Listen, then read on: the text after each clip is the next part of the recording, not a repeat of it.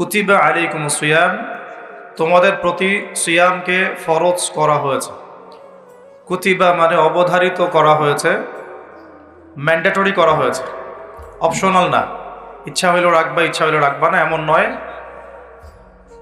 সিয়ামকে ফরজ করা হয়েছে কামা কুতিবা আলাল্লাযীনা মিন ক্বাবলিকুম, ঠিক যেভাবে তোমাদের পূর্ববর্তী উম্মতের উপরেও সওমকে ফরজ করা হয়েছিল। জানলাম সওম আমাদের উপরে ফরজ, জানলাম এই ফরজ আল্লাহ করেছেন, জানলাম এটা আমাদের উম্মতের উপর নতুন ফরজ নয়। এরকম সওম আগের উম্মতের উপরেও কি ছিল। উদ্দেশ্য লাআল্লাকুম তাত্তাকুন, যাতে করে তোমরা তাকওয়া অবলম্বন করতে পারো। উদ্দেশ্য লাআল্লাকুম তাত্তাকুন, যাতে করে তোমরা তাকওয়া অর্জন করতে পারো। সওমের উদ্দেশ্য লোক দেখানো আমল নয়, সওমের উদ্দেশ্য না খেয়ে থাকা নয়, সওমের উদ্দেশ্য পানি না খেয়ে থাকা নয়, স্ত্রী সহবাস ছেড়ে দেয়া না। সওমের উদ্দেশ্য এই সবগুলো কাজের মধ্য দিয়ে আল্লাহ পাকের ভীতি তাকওয়া অর্জন করা। কেমন? গতকাল হয়তো অনেকে রোজা ছিলেন, বৃহস্পতিবার ছিল, হয়তো অনেকে কাজা সওমগুলো রাখছেন, বা অনেকে শাবানের সওমও রাখছেন। রোজা রাখা অবস্থায় আমরা কি পানি খেয়েছি? খাবার খাই? স্ত্রী সহবাস করি? খাবার খাওয়া হালাল না হারাম? পানি পান করা হালাল না হারাম? স্ত্রী বিয়ে করা, স্ত্রী তাকে স্পর্শ করা বা তার সাথে সময় কাটানো হালাল না হারাম? সওম রেখে আল্লাহ পাকের সন্তুষ্টির জন্যে আমি সব হালাল ছেড়ে দিলাম। কি ছাড়লাম? খাবার হালাল ছেড়ে দিলাম, পানি হালাল ছেড়ে দিলাম, এবং স্ত্রী হালাল ছেড়ে দিলাম। তো যে হালাল আমি আল্লাহ রাব্বুল আলামিনের সন্তুষ্টির জন্য ছেড়ে দিলাম, সেই সওম রেখে কি আমি আল্লাহর হারামে লিপ্ত হতে পারি? এবং যতক্ষণ আমরা সওমরত অবস্থায় থাকি, আমরা কি ইচ্ছা করলে খেতে পারি না? চুপ করে পানি পান করতে পারি না? এবং চুপ করে স্ত্রীর সাথে সহবাসও করতে পারি, কেউ দেখার নাই? দেখার আছে? কেন করি না? যে কারণে করি না ওই কারণটার নাম হলো তাকওয়া। বুঝাতে পারতেছি? যে কারণে করি নাই সেই কারণটার নাম কি? কেন করি নাই? কারণ আমি উপলব্ধি করেছি আমি খেতে পারবো না, আল্লাহ আমাকে দেখবেন। রোজা রাখা অবস্থায় আমি পানি পান করি নাই, কারণ আমার মধ্যে এই কনসিয়াসনেস ছিল যে আল্লাহ আমাকে দেখছেন। স্ত্রী সহবাস করতে পারতাম, করি নাই কেন? কারণ আমি উপলব্ধি করেছি বা আমার মনে এই কনসিয়াসনেস ছিল যে আল্লাহ আমাকে দেখছেন, আর কেউ না দেখুক আল্লাহ পাক দেখছেন। এই আল্লাহ কনসিয়াসনেস বা আল্লাহ সম্পর্কে সচেতনতা, এটার নাম হলো তাকওয়া। এই তাকওয়ার শিক্ষা দেওয়ার জন্য সওম আমাদের জীবনে প্রতি বছর ঘুরে ঘুরে আসছে রমাদান। এখন যে সওম রেখে আমরা আল্লাহ পাকের হালাল ছেড়ে দিলাম এই চিন্তা করে যে আল্লাহ আমাকে দেখছেন, আল্লাহ আমাকে শুনছেন, সেই সওম রেখে কেউ কি আল্লাহর হারামে লিপ্ত হতে পারবে? হলে কি রোজা এবং রমাদানের হক আদায় হবে? কথা কি বোঝা যাচ্ছে? তাহলে এই হাদিসটা একটু শুনি। নবী সাল্লাল্লাহু আলাইহি ওয়াসাল্লাম বলেছেন, সেই ব্যক্তির না খেয়ে থাকায় এবং সেই ব্যক্তির পানি পান না করায় আল্লাহ পাকের কিছুই আসে যায় না। যে ব্যক্তি রোজা রেখে মিথ্যা বলা ছাড়তে পারে নাই, অশ্লীলতা ছাড়তে পারে নাই, হারাম ছাড়তে পারে নাই, সেই ব্যক্তির না খেয়ে থাকায়, সেই ব্যক্তির পানি পান না করায়, সেই ব্যক্তি যে স্ত্রী সহবাস করলো না, এগুলোতে আল্লাহ পাকের কিছুই যায় আসে না। যে ব্যক্তি রোজা রেখে মিথ্যা বলল, অশ্লীলতা প্রদর্শন করলো, অথবা গীবত করলো, অথবা আল্লাহ পাকের কাবায়ের ফাওয়াহিশে লিপ্ত হলো, তার মানে কুতিবা আলাইকুমুস সিয়াম কামা কুতিবা আলাল্লাযীনা মিন ক্বাবলিকুম লাআল্লাকুম তাত্তাকুন, এটা অর্জন করতে হলে রোজা রেখে আমাকে আল্লাহ পাকের সমস্ত হারাম ছেড়ে দিতে হবে। যে হালাল স্ত্রী আমি ছেড়ে দিলাম, সেই রোজা রেখে আমি হারামভাবে কোনো মেয়ের সাথে কথা বলতে পারি? অ্যাফেয়ার করতে পারে? কফি শপে বসতে পারে? বাইকে ঘুরতে পারে? জিনা করতে পারে? রোজা রাখার অর্থ হচ্ছে আল্লাহর সব হারাম ছেড়ে দেওয়া। এটাই রোজার শিক্ষা, লাআল্লাকুম তাত্তাকুন। আমরা প্রত্যেক বছর এই আয়াতের উপর বয়ান করি, খুতবা হয়, মিম্বর থেকে জুমার খুতবায় এই আলোচনাটা হয়। মূল কথাটা হচ্ছে এই উপলব্ধিটা আনা আন তা'বুদুল্লাহা কাআন্নাকা তারাহ, তুমি এমনভাবে আল্লাহর ইবাদত করো যেন তুমি আল্লাহকে দেখতে পারছো। আল্লাহ আমাদের সামনে থাকলে বা আমরা যদি আল্লাহকে দেখতে পারতাম, আমরা কি বেনামাজি থাকতে পারতাম? আমরা কি সুদ খাইতে পারতাম? আমরা কি মেয়ের সাথে জেনা করতে পারতাম? সমকামিতার প্রমোশন দিতে পারতাম? ট্রান্সজেন্ডারের শরীফ শরীফা পাঠ্যপুস্তকে আনতে পারতাম? আমরা কি আল্লাহ পাককে যদি দেখতাম বেনামাজি থাকতে পারতাম? ঘুষখোর হইতে পারতাম? দুর্নীতিবাজ হইতে পারতাম? মানুষের হক নষ্ট করতে পারতাম?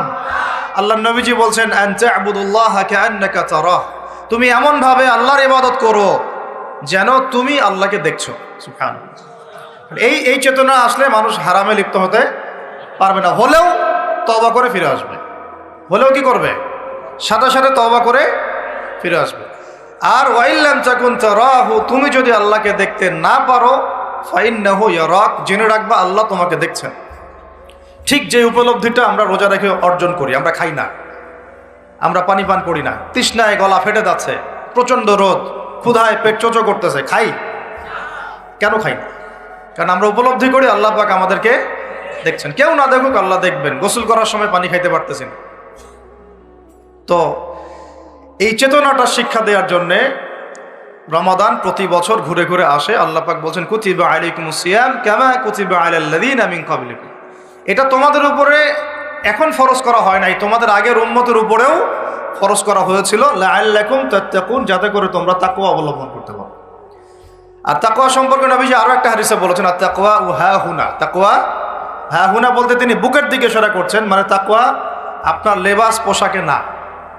আমি পাগড়ি জুব্বা পরে বসে আছি মানে এই না যে আমি আপনার চেয়ে বেশি মুত্তাকি, যদিও এটা তাকওয়ার পোশাক। মুত্তাকি মানুষটা ঢিলেঢালা পোশাক পরবেন, নবীর সুন্নত অনুসরণ করবে, এটা একটা বৈশিষ্ট্য।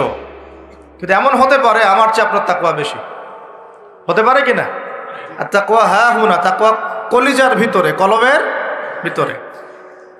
ওই আলহাজ টাইটেল লাগালেই যেমন জান্নাতে যাওয়া যাবে না, শুধু আলহাজ টাইটেল লাগালে কি জান্নাতে যাওয়া যাবে? আল্লাহ রাব্বুল আলামিন মানদণ্ড দিয়ে দিয়েছেন। মানদণ্ড, কে ভালো আল্লাহর কাছে, কে সম্মানিত, এটার মানদণ্ড আল্লাহ দিয়ে দিয়েছেন। ইন্না আকরামাকুম ইনদাল্লাহি আতকাকুম, তোমরা যত মানুষ পৃথিবীতে আছো তোমাদের মধ্যে আল্লাহর কাছে সবচেয়ে মকবুল, সম্মানিত, মর্যাদাবান মানুষ তারাই যারা এই তাকওয়ার পরীক্ষায় পাশ করেছে। তো এই তাকওয়ার শিক্ষাটা দেওয়ার জন্য রমাদান আসে। শিক্ষা নাম্বার 1, রোজা রাখবো রাখার মতো। রোজা রাখবো কি? যাতে তাকওয়া অর্জন করা যায়। রোজা রেখে আমি যেমন হালাল ছেড়ে দিয়েছি, রোজা রেখে আমাকে আমার সমস্ত হারাম ছাড়তে হবে। আর এই হারাম শুধু 1 মাস ছেড়ে দিব এমন না। ঈদের চাঁদ উঠে যাবে, শয়তান ছাড়া পাবে, আমরা আবার শয়তানের সাথে আতাত করে চলা শুরু করব, এটা রমাদানের শিক্ষা না। ওই শিক্ষাটাকে সারা বছর ধরে রাখতে হবে, এটা হলো রমাদানের শিক্ষা। আপনারা খেয়াল করে দেখবেন রমাদান মাসে অনেকে পরহেজগার হয়ে যায়, ঈদের চাঁদ ওঠার সাথে সাথেই আমরা আবার শয়তানের দাসত্ব শুরু করি। ঈদের দিন চাঁদ রাত বলি আমরা, একটা কথা বলি না, ওই রাত্রেই প্রমাণ হয় যে শয়তান ছাড়া পাইছে। যেভাবে ধুমধারাক্কা গান বাজনার, বেলাল্লাপনার, পিকনিক টিকনিক এগুলো হয়, বোঝা যায় শয়তান এতদিন বন্দি ছিল 1 মাস, এখন ছাড়া পাইছে। তো 1 নাম্বার নসিহত, রোজা রাখতে হবে রাখার মতো, যে রোজা আমাকে তাকওয়ার শিক্ষা দিবে। আল্লাহ পাক আমাদেরকে এইভাবে রোজা রাখার তৌফিক দান করেন। 2 নাম্বার, আল্লাহ পাক তার আগে একটা কথা বলে নেই, এটা পরে ভুলে যাবো আর কি। এই যে শুনলেন কুতিবা আলাইকুমুস সিয়াম, কুতিবা আলাইকুমুস সিয়াম, শুনছেন? অনেকে তো জানে, এখানে তালেব ইলম অনেকে আছেন, ওলামায়ে কেরামও আছেন, তাদেরকে ওয়াজ করার কিছু নয় আমার, আমি সাধারণ মানুষের জন্য বলছি। কুতিবা আলাইকুমুস সিয়ামের আগেও 2টা কথা আছে এই কিতাবে। সূরা বাকারার আয়াত বলছি, সূরা বাকারার মধ্যে কুতিবা আলাইকুমুস সিয়ামের আগেও কুতিবা আলাইকুম দিয়ে আরো 2টা কথা আছে, ঠিক আছে? এটা তো বুঝলেন কুতিবা আলাইকুমুস সিয়াম, সিয়াম ফরজ করা হয়েছে। ঠিক একটু আগে যাবেন, 2-1 পৃষ্ঠা আগে গিয়ে দেখবেন আল্লাহ পাক আয়াত নাজিল করেছেন কুতিবা আলাইকুমুল কিসাস, তোমাদের উপরে কিসাসকেও ফরজ করা হয়েছে। কি ফরজ করা হয়েছে? ওই যে কুতিবা আলাইকুমুস সিয়াম তো বুঝলো, এটা রোজা রাখতেছে 1 মাস, কুতিবা আলাইকুমুল কিসাস বুঝে না। কুতিবা আলাইকুমুল কিসাস আর কুতিবা আলাইকুমুস সিয়াম একই মিজানে না ভাইরা? বুঝতে পারতেছেন তো আপনারা? একই মিজানে একই ওজনে না? তো কুতিবা আলাইকুমুল কিসাস, তোমাদের উপরে কিসাসকেও ফরজ করা হয়েছে। তোমাদের বলতে আমাদের সবার উপরে, মুসলিমদের উপরে। কিসাসটা কি? কিসাসটা কি? কেউ যদি কোনো ভাইকে অন্যায়ভাবে হত্যা করে তাকেও সেভাবেই হত্যা করতে হবে, এটা হলো কিসাস।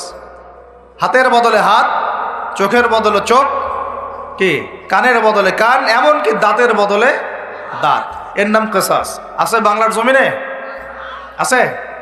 কুতিবা আলাইকুমুস সিয়াম আছে আমাদের সমাজে, কুতিবা আলাইকুমুল কিসাস জাদুঘরে আছে। কোথায় আছে? ওটা ইমপ্লিমেন্ট করতে গেলে জাতিসংঘ বলবে যে আমরা মৌলবাদী হয়ে গেছি। আপনারা পড়েন প্রত্যেক রাতে তাবারাকাল্লাযী বিয়াদিহিল মুলক, তাই না? সূরা মুলক তো পড়েন রাতে, রাতের বেলা সূরা মুলক পড়ার অভ্যাস করেন। নবী সাল্লাল্লাহু আলাইহি ওয়াসাল্লাম এই সূরাটাকে বলেছেন এই সূরা কবরের আযাব থেকে বাঁচাই দেবে ইনশাআল্লাহ। উসমান রাদিয়াল্লাহু আনহু সামনে জান্নাত জাহান্নামের আলোচনা করা হলে তিনি কাঁদতেন না, খুব কম কাঁদতেন, কিন্তু কবরস্থানে কবর দেখলে তার দাড়ি অশ্রু দিয়ে ভিজে যাইত। কারণ এই জায়গায় যে পার পাবে সে সব জায়গায় পার পেয়ে যাবে ইনশাআল্লাহ। ওই জায়গার একাকিত্বে ওই আযাব থেকে বাঁচাবে একটা সূরা, কি নাম? সবাই মুখস্থ করবেন ইনশাআল্লাহ।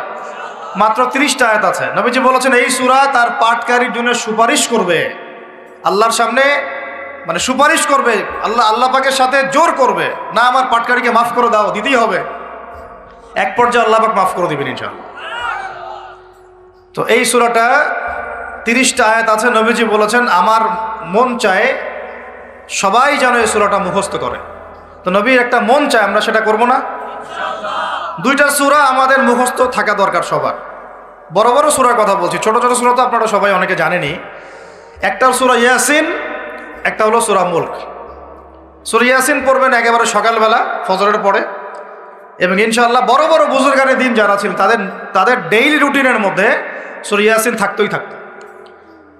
এটা তেলাওয়াত করে তারা হাজত পেশ করতেন আল্লাহর কাছে, এবং এর ওসিলা আল্লাহ পাক ওই হাজত পূরণ করে দিতেন। এটা পরীক্ষিত আমল। সূরা ইয়াসিন সবার কলিজার মধ্যে থাকা চাই, আল্লাহ পাক তৌফিক দান করেন। আর রাতের বেলা পড়বেন সূরা মুলক। কোন সূরা? যদি আরও পারেন সূরা ওয়াকিয়া পড়বেন। অনেকে বলেন রিজিকের সমস্যা, রিজিকের সমস্যা দূর হওয়ার অন্যতম একটা আমল হচ্ছে সূরা ওয়াকিয়ার তেলাওয়াত। রাতের বেলা কোন সূরা? ইযা ওয়াকাআতিল ওয়াকিয়া লাইসা লিওয়াকাআতিহা কাযিবা, এই সূরাটা তেলাওয়াত করবেন রাতের বেলা। আরও একটা সূরা আছে রাতে তেলাওয়াত করার জন্য, আলিফ লাম মিম সিজদা। আলিফ লাম মিম সিজদা, এটাও তেলাওয়াত করতে পারেন। তো যাই হোক, সূরা মুলকের প্রথম আয়াত আপনারা পাবেন তাবারাকাল্লাযী বিয়াদিহিল মুলকু ওয়া হুয়া আলা কুল্লি শাইইন কাদির। আমরা এগুলো পড়ি, শুধু খালি পড়ি, প্রত্যেক হরফে 10 নেকি হবে, এই জন্য পড়ি বেশিরভাগ মানুষ। কারণ বাংলাদেশের বেশিরভাগ মানুষ কোরআনের অর্থ জানে না। বাংলাদেশের 16 কোটি মুসলমানের আমার ধারণা 15 কোটি কোরআনের অর্থ জানে না। 1 কোটি মানুষ জানতে পারে যারা মাদ্রাসার সাথে সম্পৃক্ত আর কি। এই জন্য আমরা বলি যে যদি পাঠ্যপুস্তকে কোরআন শিক্ষাটা বাধ্যতামূলক থাকতো তাহলে বাংলার 16 কোটি মানুষ কোরআনের অর্থ জানতো। এই কাজটা কি খারাপ হতো না ভালো হতো? আর শিক্ষামন্ত্রীকে এটা কে বুঝাবে? কে বুঝাবে? আপনারা বোঝাতে পারলে বোঝান, কে বুঝাবে? এখন এই যাদেরকে দায়িত্ব আল্লাহ পাক দিয়েছেন তাদেরকে এটা বুঝাবে কে? আমরা তো ছোট মানুষ। যদি নবী সাল্লাল্লাহু আলাইহি ওয়াসাল্লামের জীবনী সিরাত প্রত্যেকের পাঠ্যপুস্তকে বাধ্যতামূলক থাকতো, 16 কোটি মুসলিম জনগণ নবীর জীবনী জানতে পারত। এখন 16 কোটির মধ্যে 15 কোটি জানে না নবীর জীবনীতে কি হয়েছে। এটা তো বেসিক পড়াশোনা। যদি আমরা একটা ভাইরাসকে ভয় করে মসজিদ একেবারে বন্ধ করে ফেলতে পারি, মাস্ক পরাইতে পারি সবাইকে, সোশ্যাল ডিস্টেন্স 10 হাত দূরে দূরে দাঁড়াও, হ্যাঁ, নবীর জামানাতেও অনেক সমস্যা হয়েছে, কিন্তু এরকম করে ডিস্টেন্সে দাঁড়ানো হয় না। তো যাই হোক, এটা তো জাতিসংঘের আন্ডারে চলতেছে বিশ্বটা আর কি। তো এখন এটা যদি আমি চাপ দিয়ে করাতে পারি তাহলে আমি পাঠ্যপুস্তকের মধ্যে নবীর সিরাত এবং কোরআন বাধ্যতামূলক করতে পারি না? এই যে আমরা যারা 15-20 বছর ইউনিভার্সিটিতে পড়েছেন, স্কুল কলেজ ইউনিভার্সিটি, এখানে কারা কারা পড়েছেন হাত তুলেন দেখি একটু। যারা অনার্স মাস্টার্স কমপ্লিট করেছেন বা পড়তেছেন এখনো, আপনারা আছেন কতজন? আছে অনেকে, হাত নামান। এখন আপনারা ভাই বাংলা পড়েছেন না? নজরুল, রবীন্দ্রনাথ, বঙ্কিমচন্দ্র, শরৎচন্দ্র ইত্যাদি ইত্যাদি। ইংরেজি পড়েছেন না? ব্যাকরণ, দাঁত ভাঙা ব্যাকরণ।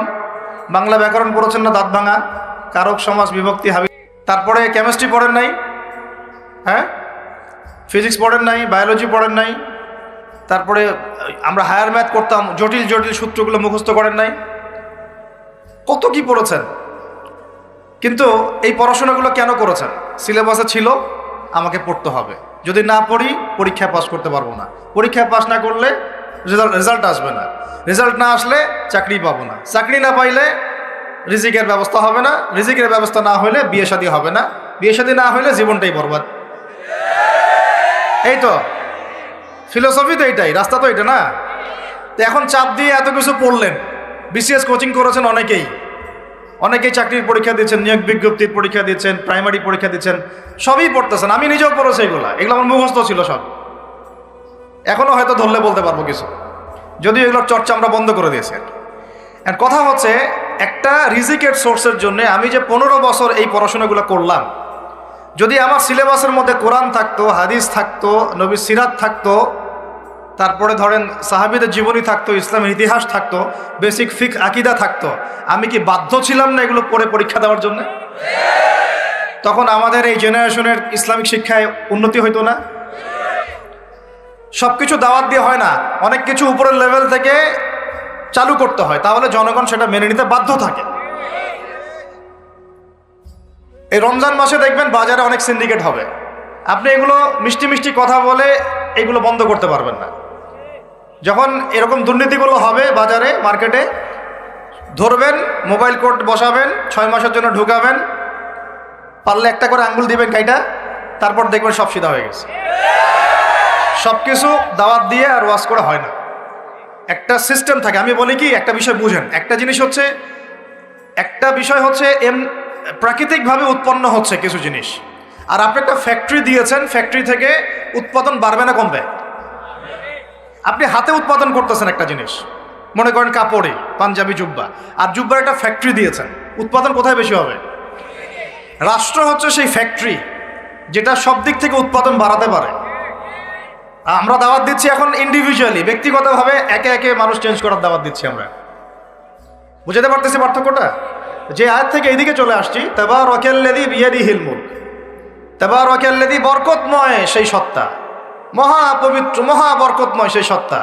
কোন সত্তা? বিয়াদিহিল মুলক, যার হাতে আছে সার্বভৌমত্ব। মুলক মানে কি? রাজত্ব, ক্ষমতা বা সার্বভৌমত্ব। রাজত্ব, ক্ষমতা বা সার্বভৌমত্ব, 3টা শব্দ বললাম, ডিকশনারিতে চেক করে দেখেন মুলক শব্দের অর্থ কি। আবার বলতেছে তাবারাকাল্লাযী, বরকতময় সেই সত্তা, মানে কে? মহাবিশ্বের একমাত্র স্রষ্টা আল্লাহ রাব্বুল আলামিন, তিনি বরকতময়। বিয়াদিহিল মুলক, যার হাতে কি আছে? রাজত্ব অথবা ক্ষমতা অথবা সার্বভৌমত্ব, বা ইংরেজি দিয়ে বললে আমরা বলি সভরেন্টি। কি বলি? সভরেন্টি। ওয়া হুয়া আলা কুল্লি শাইইন কাদির, এবং আল্লাহ পাক সমস্ত বিষয়ের উপরে কি? কর্তৃত্বশীল, ক্ষমতাবান।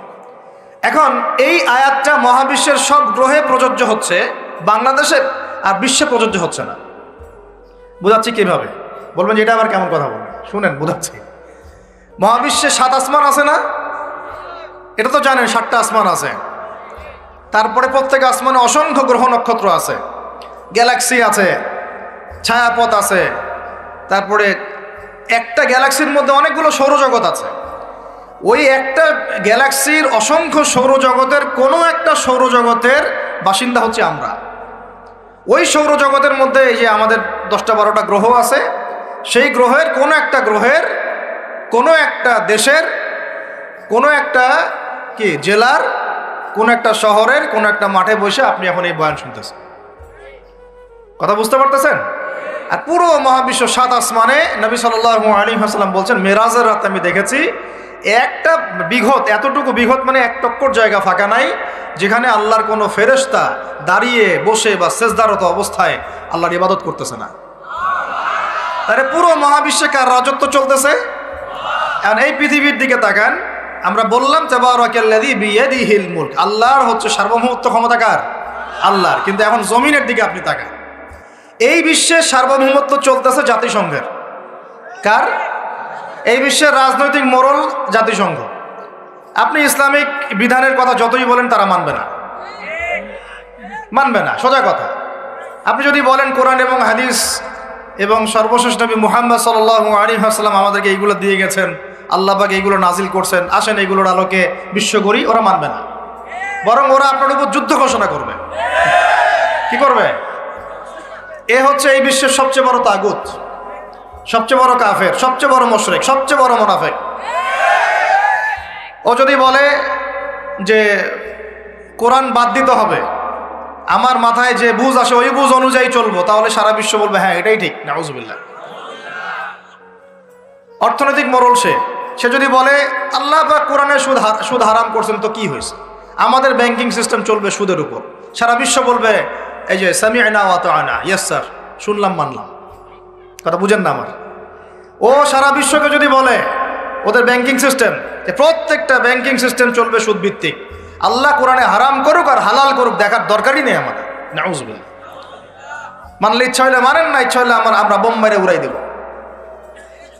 ইচ্ছা হইলে মারেন, না হলে কি একেবারে দিব শেষ কইরা। শেষ করার জন্য অনেক অস্ত্র আছে ওদের। যারা পলিটিক্যাল অ্যাফেয়ার্স ঘাটাঘাটি করেন তারা জানেন এদের 72টার মতো অস্ত্র আছে। ইকোনমিক স্যাংশন একটা অস্ত্র, চাপ প্রয়োগ করা একটা অস্ত্র, বিল পাস করা একটা অস্ত্র, নেগোশিয়েট করা একটা অস্ত্র, অন্যকে দিয়ে চাপ দেওয়া হবে একটা অস্ত্র। এগুলো অস্ত্র করতে করতে সর্বশেষ অস্ত্র হচ্ছে একেবারে ওই আফগানিস্তান বানায় ছেড়ে দিবে, একেবারে ওই ইরাক বানায় ছেড়ে দিবে, একেবারে ওই সিরিয়া বানায় ছেড়ে দিবে, একেবারে ইয়েমেন বানায় ছেড়ে দিবে। ওটা সবচেয়ে বড় অস্ত্র। এই জন্যে আন্ডারে যারা আছে এরা সবাই স্যালুট মারে, ঠিক আছে আপনি যা বলবেন তাই। তো এই কারণে সারা বিশ্ব অর্থনৈতিক ক্ষেত্রে ও হচ্ছে এখন সুদভিত্তিক অর্থনৈতিক সিস্টেমের মোড়ল। যেই সুদ সম্পর্কে আল্লাহ পাক কোরআনে বলেছেন যদি সুদ না ছাড়ো তাহলে আল্লাহ এবং তার রাসূলের সাথে যুদ্ধের ঘোষণা শুনে না। কথা বুঝে যাচ্ছে না মনে হয়? আল্লাহ পাক কোরআনে বলছেন সুদ যদি না ছাড়ো, সুদ যদি তোমরা মুসলমানরা মুমিনরা না ছাড়ো, তাহলে আল্লাহর সাথে এবং রাসূলের সাথে যুদ্ধের ঘোষণা শুনে রাখো। সূরা বাকারা পড়েন, সূরা বাকারা পড়েন। আল্লাহ পাক বলছেন ইয়া আইয়ুহাল্লাযীনা আমানু ইত্তাকুল্লাহ ওয়া যারু মা বাকিয়া মিনার রিবা ইন কুনতুম মুমিনিন ফাইন লাম তাফআলু ফাআযানু বিহারবিন মিনাল্লাহি ওয়া রাসূলিহি। তাহলে আল্লাহ পাক এখানে বলছেন হারাম, যদি খাও তাহলে আল্লাহর সাথে যুদ্ধ করতেছো, নবীর সাথে যুদ্ধ করতেছো। ওরা বইলে দিল এটা ফরজ। কি কি এটা? তুই মানলে মান, না মানলে যা, তোর ব্যাপারে ব্যবস্থা আমরা পরে নিব। তাহলে আমরা এই পুরো বিশ্বে এখন কার সার্বভৌমত্ব চলতেছে? কোরআনে? জি না, কোরআন ওই তেলাওয়াত করার জন্য রেখে দেওয়া হয়েছে। কিসের জন্যে? ঘরের কোনায় তেলাওয়াত করেন আপনি কোরআন, কোনো সমস্যা নাই। এই রমজানে প্রত্যেক দিন 1 খতম দিবেন, 30 দিন 30 খতম দেন, ওদের কিচ্ছু যায় আসে না। কথা বুঝাতে পারতেছি না মনে হয়? আপনি ব্যক্তিগত জীবনে কোরআন 30 দিন 30 খতম দেন, কিচ্ছু যায় আসে না এদের। কিন্তু কোরআনের এই যে মৌলিক বিধানগুলা, এগুলো আপনি বিশ্বে বাস্তবায়ন করতে পারবেন না এখন। কারণ সার্বভৌমত্ব এখন আমরা আল্লাহর হাত থেকে কেড়ে নেওয়ার চেষ্টা করে তাগুতের হাতে দিয়ে দিয়েছি। নাউজুবিল্লাহ। এই কারণে বিশ্বের উপরে গজব ঘুরতেছে, যে কোনো সময় আসবে ইনশাআল্লাহ, যে কোনো সময় আসবে, এটা আমরা নিশ্চিত। আল্লাহ রাব্বুল আলামিনের গজব আসবেই আসবে। আল্লাহ পাক বলছেন কেউ যদি সমকামিতা করে, কি করে? তার নবীর জবানে আল্লাহ জানাচ্ছেন ফাকতুলুল ফাইলা ওয়াল মাফউলা বিহি, তাহলে যে করবে আর যে সায় দিবে দুইটাকে হত্যা করবা। দুইটাকে কি করবা? অন্য হাদিসে বলছেন উরজুমুল আলা ওয়াল আসফালা মিনহুমা, উপরে যে আছে আর নিচে যে আছে দুইটাকে থাতলা করে দিবা পাথর নিক্ষেপ করে। কে বলছে এটা? আল্লাহ এবং তার রাসূল। এখন আপনি এটা পুরো বিশ্ব মোড়লদেরকে বোঝাতে পারবেন না। ওরা বলবে এটা বাক স্বাধীনতা, সরি ব্যক্তি স্বাধীনতা। এটা কি? ব্যক্তি চাইলে মেয়েকেও ভালোবাসতে পারে, ব্যক্তি চাইলে ছেলেকেও ভালোবাসতে পারে, নাউজুবিল্লাহ। এর সাথেও বিয়ে করতে পারে, ব্যক্তি চাইলে ছেলের সাথেও বিয়ে করতে পারে। এটা নিয়ে মৌলবাদীদের এত মাথা ব্যথা কেন? ওদের ভাষাটা এরকম। এটা নিয়ে মৌলবাদী তোমাদের ধর্মান্ধ তোমাদের এত মাথা ব্যথা কেন? তো এই হলো কোরআন হাদিস, আর এই হচ্ছে বিশ্ব। তাহলে বিশ্বে কি বিয়াদিহিল মুলক ওইটা চলতেছে? বুঝাতে পারি না? কথা বলে বুঝাতে পারতেছি না? মাথার উপর দিয়ে যাচ্ছে নাকি? ইয়াংরা তো বুঝো নাকি? আচ্ছা, আরো আছে। আল্লাহ রাব্বুল আলামিন এইখানে বলেছেন চুরি করলে হাত কেটে দিবা। কি করবা? ওই যে কিতাব আপনি 10 নেকির জন্য তেলাওয়াত করেন, প্রত্যেক হরফে কত নেকি হবে? 10 নেকি হবে। তেলাওয়াত করি মাশাআল্লাহ, 100 খতম দেন সারা জীবনে, কোনো সমস্যা নেই। তো ওই কিতাবের মধ্যেই সূরা মাইদা আল্লাহ বলেছেন যে চুরি করলে চোরের কি করবা। তো এটা আপনি ওদেরকে বুঝাইতে পারবেন না, এখন বুঝাতে পারবেন না। ওইটা তেলাওয়াত পর্যন্তই, ফুল স্টপ। তারপরে এই যে আমরা ভ্যালেন্টাইন্স ডে, অমুক ডে তমুক ডে, এগুলোকে যে প্রমোট করতেছি আর কি, জেনা বেড়ে গেছে, ব্যভিচার বেড়ে গেছে স্কুলে কলেজে বিশ্ববিদ্যালয়ে, এমনকি এখন সমকামিতা, পর্নোগ্রাফি, ট্রান্সজেন্ডার, কি হচ্ছে না। এমনি নর্মালি যদি কেউ জেনা করে, সূরা নূর অনুযায়ী আল্লাহ রাব্বুল আলামিন বলছেন যে সূরা নূরের 2 এবং 3 নম্বর আয়াতে 100টা বেত্রাঘাত করবা জনসমক্ষে। কয়টা বেত্রাঘাত? বাংলাদেশের বহু ছেলে মেয়ে এখন 100 বেত্রাঘাত পাওয়ার শাস্তি মাথায় নিয়ে ঘুরতেছো তোমরা। কোরআনে কি বলা হচ্ছে সূরা নূরে? কয়টা বেত্রাঘাত? কিসের, কোন পাপের জন্যে? কোন পাপ? যার শুরুটা হয় ওই টেক্সটের মাধ্যমে, তারপরে দেখা সাক্ষাৎ, তারপরে এইটা, তারপরে ওইটা। ঢাকা শহরে এর পরিসংখ্যান বেশি না কম? কত বেশি? কতগুলো ছেলে পাওয়া যাবে যারা এই পাপে লিপ্ত হয় নাই? কতগুলো মেয়ে পাওয়া যাবে যারা এই পাপে লিপ্ত হয় নাই? কতগুলো আপনি দেবর পাবেন যারা জেনা করে নাই? কতগুলা ভাবি পাবেন জেনা করে নাই? কতগুলা দুলাভাই পাবেন শালীর সাথে জেনা করে নাই? কতগুলা ছেলে পাবেন বিবাহিত ছেলে যারা বাইরে পরকিয়া করে নাই? শুধু আল্লাহ পাকই জানেন ভালো এই জাহিলিয়াতের মধ্যে কত পার্সেন্ট মানুষ পবিত্র থাকতে পারছে। শুধু আল্লাহ ভালো জানেন, আর কেউ জানে না। আমি বেশি বলতেও চাচ্ছি না, কারণ আমরা সবাই এই শহরেই থাকি। আর ঢাকাতে যারা থাকে তারা মোটামুটিভাবে একটা কেয়ামতের শহরেই থাকে, কারণ এখানে এমন কোনো পাপ নাই যেটা হচ্ছে না, এমন কোনো পাপ নাই। একেবারে প্রতারণা দিয়ে ভর্তি, উপর থেকে নিচ পর্যন্ত। এই শহরে প্রথম যে জিনিসটা উঠে গেছে এটা হচ্ছে বিশ্বাস। কি উঠে গেছে? দ্বিতীয় উঠে গেছে আমানতদারিতা। বিশ্বাস উঠে গেছে, এখানে নাই। আমানতদারিতা নাই। কে কার উপর দিয়ে টক্কর দিতে পারে, এটা হচ্ছে আমাদের এজেন্ডা আর কি। একটা রাস্তার যে ভিক্ষুক, এরও মাথায় যে এত শয়তানি বুদ্ধি, আর অন্য সেক্টর না হয় নাই বললাম। আপনার কাছে টাকা যাচ্ছে গাড়ির গ্লাসে নক করে, ও কিন্তু পাটা ভালোই আছে, ও ল্যাংড়ানোর অভিনয় করতেছে। কত বুদ্ধি! কেউ আবার ইচ্ছা করে একটা আঙ্গুল বা হাত কাটে নিয়েছে, ইচ্ছা করে কাটছে, সারা জীবন কোনো কাজ করা লাগবে না, এটা করেই খাবে। কেউ আবার ইচ্ছা করে হিজড়া হচ্ছে এই শহরে, এটা সারা জীবন কাজ করা লাগবে না, এমনিই খাবে। কত বুদ্ধি মানুষের মাথায়, চিন্তা করছেন? যাকে আপনি টাকা দিচ্ছেন 10 টাকা, ওর ফ্ল্যাট আছে, আপনার কিছুই নাই, ওরই জমি আছে, হিজড়ার সর্দার BMW চালায়, আর আপনি কোনো রকম একটা এক্স করলা ম্যানেজ করতে পারেননি এখন পর্যন্ত। প্রতারণা দিয়ে ভর্তি, প্রতারণা, আমানতের খেয়ানত, দুর্নীতি, পদে পদে বাটপারি, আর কি বলবো, মানুষকে ঠকানো, জুলুম করা, সুযোগ পাইলেই সুযোগ নেওয়া, সুযোগ পাইলে একটু সুযোগ নেওয়া। আর বিভিন্ন জায়গায়, স্পেশালি মানে কিছু কিছু বড় বড় জায়গায় এমন কিছু মানুষকে বসায় দেওয়া হয়েছে যাদের মনে হয় ইসলামের নাম শুনলেই ভিতরে মানে তেলে বেগুনে জ্বলে ওঠে একেবারে। ইসলাম শব্দটা শুনলেই গায়ে জ্বালা শুরু হয় একেবারে। তো বেশি দিন নাই ইনশাআল্লাহ, হয় আল্লাহর গজবে এগুলো ধ্বংস হবে, অথবা ইনশাআল্লাহ তাআলা আবাবিল পাখি তো আর আসবে না পাথর ছুটতে। আবাবিল তো পাখির নাম না, আবাবিল মানে তো ঝাঁকে ঝাঁকে, মানে এটা তো ওই আবরাহার বাচ্চা আবরাহার যুগ না যে আবাবিল আসবে আর পাথর ফেলবে। আসবে, পাথর ফেলার প্রজন্ম তৈরি হবে ইনশাআল্লাহ। মূল সমস্যাই হচ্ছে করাপশন, দুর্নীতি, মূল সমস্যাই। এটা যদি না থাকতো সারা বিশ্বে বাংলাদেশকে টক্কর দেওয়ার মতো কান্ট্রি খুব কমই থাকতো। কে না জানে এগুলা? সবাই জানে, আর আমরা মেনেও নিয়েছি এগুলা ভাই, চুপচাপ মনে মনে মেনে নিয়েছি যে ওইখানে গেলে এত দেওয়া লাগবে, ওইখানে এত না দিলে আমার এটা হবে না, ওইখানে এটা দিতে হবে, ওইখানে এটা করতে হবে, আমরা মেনেও নিয়েছি মাশাআল্লাহ। আর যখন জুলুম মানুষ মেনে নেয় তখন আরো বড় জালেমকে আল্লাহ পাক চাপায় দেয়। এই জন্য আমাদের এই অবস্থা সংশোধন হচ্ছে না, ইল্লা মাশাআল্লাহ। আল্লাহ যে কবে করবেন আল্লাহ ভালো জানেন।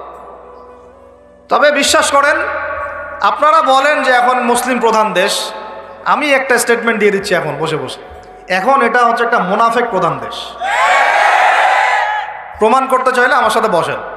মুনাফিকের আলামত যে কয়টা আছে, কি এক নাম্বার কি, কথা বললেই মিথ্যার উপর দাঁড়ায় আছেন সবগুলা। 2 নাম্বার, আমানত রাখলেই খেয়ানতের উপর খেয়ানত, খেয়ানতের উপর খেয়ানত। মনে করেন আমি একজন ইমাম সাহেব, আমি যদি আমার দায়িত্বে পালন ঠিক মতো না করে আমিও খেয়ানতকারী। এই যে লেকচার দিতে বসছি, এখন আমি যদি চিন্তা করি যে ডাইনে বামে কথা বলে সময় পার করে দেই, হক কথা বলার দরকার নাই, বললে আবার এটা সেইটা, আমি হচ্ছে এখানে এই চেয়ারের খেয়ানতকারী।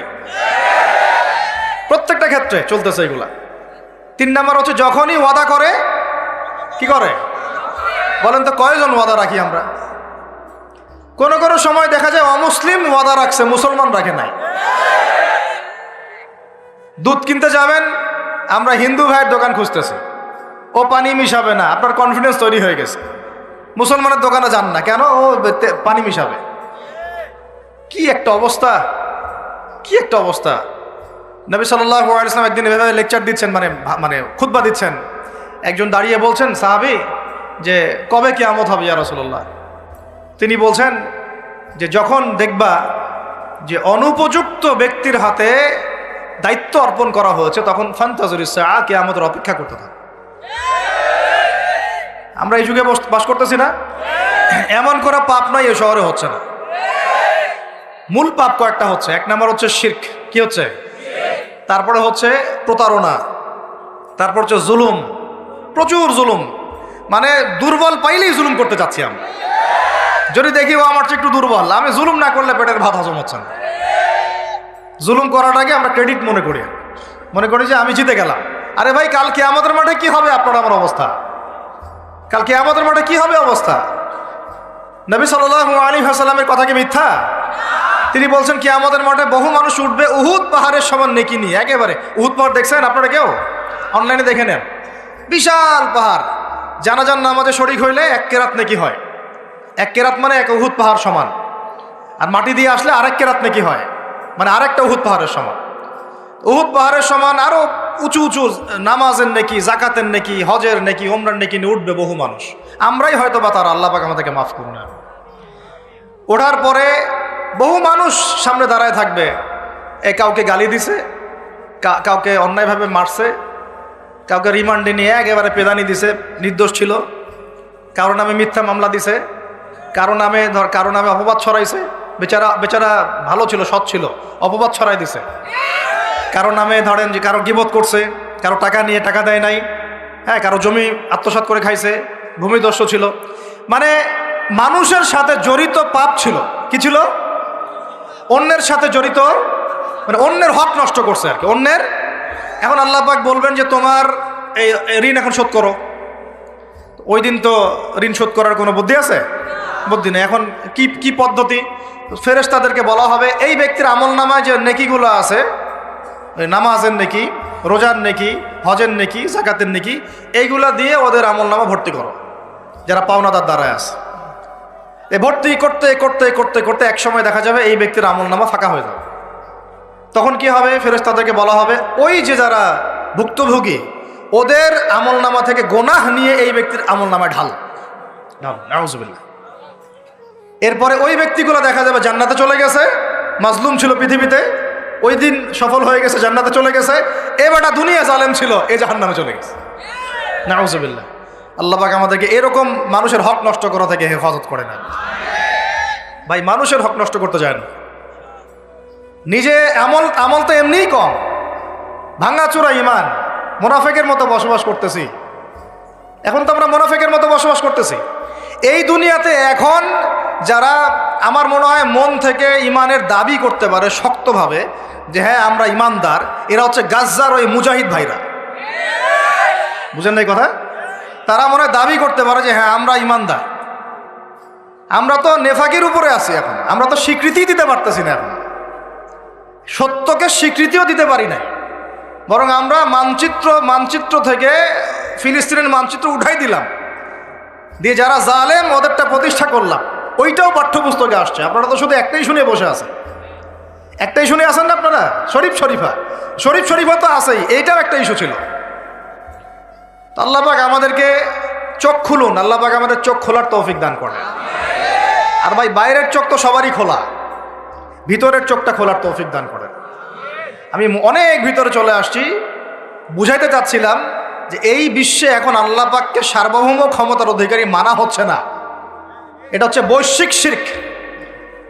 রাজনৈতিক ক্ষেত্রে আমরা আল্লাহর সার্বভৌমত্ব মানছি না, অর্থনৈতিক ক্ষেত্রে আমরা আল্লাহর দেয়া বিধান মানছি না, শিক্ষা ক্ষেত্রে আমরা আল্লাহ পাকের দেয়া শিক্ষানীতি মানছি না, সংস্কৃতির মধ্যে আমরা আল্লাহর সংস্কৃতি মানছি না, ব্যক্তি জীবনে, ইবাদতের জীবনে, পারিবারিক জীবনে, সামাজিক জীবনে আমরা আল্লাহ পাকের সার্বভৌমত্বকে বাদ দিয়ে মানুষের সার্বভৌমত্ব প্রতিষ্ঠা করেছি।